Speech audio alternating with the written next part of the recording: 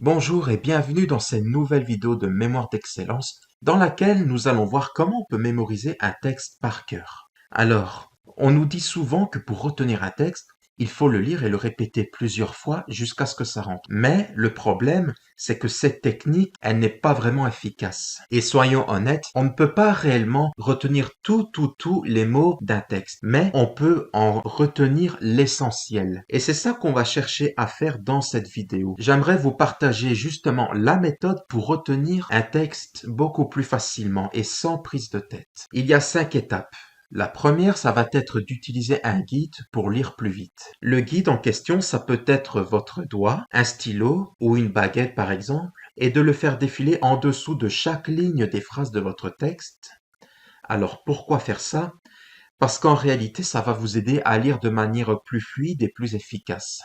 Et ça peut être contre la logique ce que je vais dire, mais en réalité, plus vous lisez vite et mieux vous comprenez. Si vous voulez, quand vous lisez lentement, votre cerveau s'ennuie et il est facilement distrait. Mais le fait d'obliger vos yeux à suivre un guide à une certaine vitesse, votre cerveau n'a pas le temps de s'ennuyer et il est à 100% focus sur ce qu'il lit. Alors bien évidemment, une chose à ne pas mettre de côté, c'est la compréhension. Il ne faut pas que vous faites défiler votre guide trop vite, sinon vous n'allez pas savoir ce que vous lisez. Et justement, on cherche à comprendre ce qu'on lit. Parce que la compréhension, c'est ça qui va nous permettre de mieux mémoriser le texte.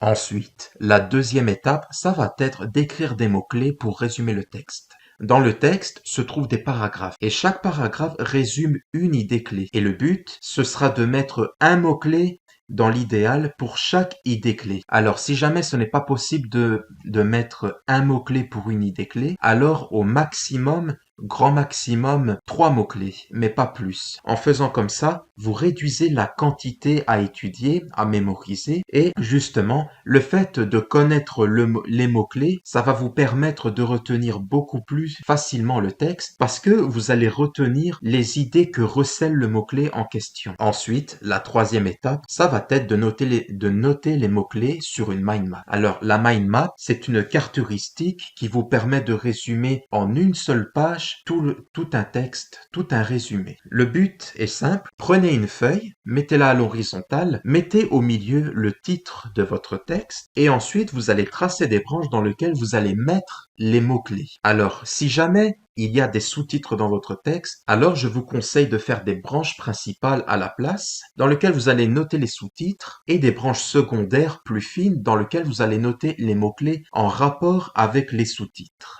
Ensuite, la prochaine étape, ça va être de ranger les mots-clés dans un palais mental. C'est une étape qui est plutôt optionnelle, mais si vous désirez vraiment retenir un texte, être sûr et certain de l'avoir bien mémorisé, je vous conseille de mettre cette étape en pratique.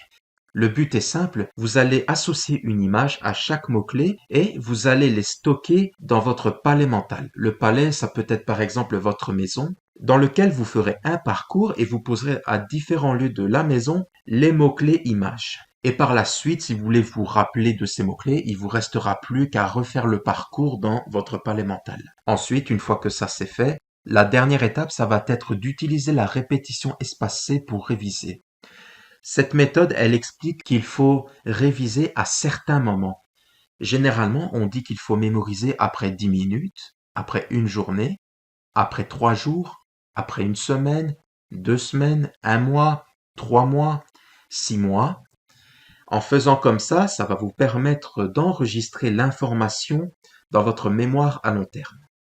Alors, je tiens à vous prévenir, si par exemple après un jour ou une semaine, vous oubliez une information, je vous conseille de reprendre le cycle. C'est la fin de cette vidéo. J'espère que la méthode présentée dans la vidéo vous aura été utile. Si c'est le cas, n'hésitez pas à liker et à partager la vidéo et à vous abonner à la chaîne YouTube. En complément, vous êtes libre de recevoir dans la description mon guide Booster votre mémoire dans laquelle je vous donne les techniques de base pour mémoriser et apprendre beaucoup plus rapidement et facilement. En attendant, je vous dis à la prochaine.